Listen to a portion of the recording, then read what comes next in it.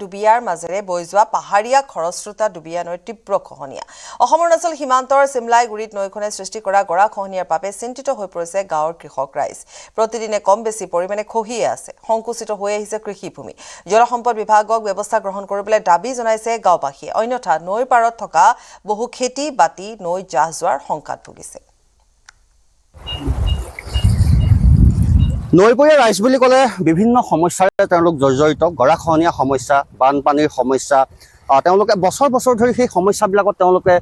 মোকাবিলা কৰি আহিবলগীয়া হয় আৰু গহপুৰৰ ডুবিয়া নৈ যি চিমলাগুৰি অঞ্চল আছে এয়া নৈ এখন তীব্ৰ সোঁত আৰু ইয়াত গৰাখহনীয়া আৰম্ভ হৈছে বছৰ বছৰ ধৰি গৰাখহনীয়া হৈ আছে এফালৰ পৰা যিসমূহ কৃষিভূমি আছে সেইসমূহ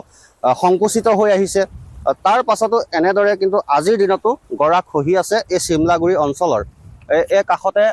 এয়া খেতি আছে এয়া কি খেতি আছে ধান খেতি আছে নিমুলু আলু খেতি আছে তাৰপিছত এনেকৈ এফালে চাওক হয়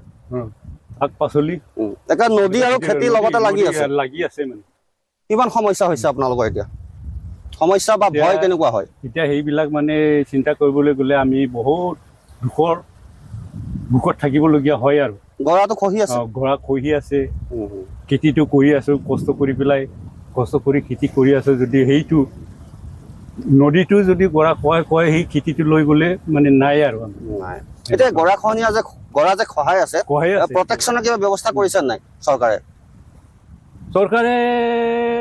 আহি মানে আমিতো কমপ্লেইন দি থাকো বিভাগীয় কৰ্মী জলসম্পদ এনেকুৱা আমিতো কমপ্লেইন কৰি থাকো হ'লেও নাচাই যে কি কৰিম হ'ব বুলি কয় এতিয়াতো পুৰা খহাই আছে গৰা এতিয়াতো পুৰা খহাই আছে এতিয়া চাব পাৰে আকৌ সেইফালেও খহাই যাব পাৰে এইটো নদীৰ লগত কোনো আপোনালোকৰ নৈপৰীয়া ৰাইজৰ সমস্যাখিনি কেনেকুৱা হয় যে গৰা খহাইছে বানপানী হয় কিমান এটা সমস্যাৰ মাজেৰে জীৱনটো পাৰ কৰিবলগীয়া হয় এইটো তেনেকুৱাতে আমি এতিয়া আজিলৈকে জীয়াই আছে বুলিও কেতিয়াবা আকৌ বাইচান্সত এনেকুৱা হ'ব নেকি নদী মানে চব মানে গৰা খোৱাই গাঁওটো শেষ কৰিব নেকি এতিয়া সেইফালৰ চাপ লৈ আছে মানে গাঁৱে খেদি আছে হয় এইটো এয়া চাওক এয়া ডুবিয়া নৈ তীব্ৰ সোঁত আৰু এনেদৰে গৰা খহি আছে এইসমূহ চপৰে গৰা খহি আছে তেওঁলোকৰ ইয়াত দৈনন্দিন সমস্যা কাষতে খেতি পথাৰ আছে গতিকে এই নৈপৰীয়া ৰাইজে তেওঁলোকে আশা কৰিছে যে ইয়াত এদিন গৰাখহনীয়া সমস্যাৰ যি স্থায়ী সমাধান হ'ব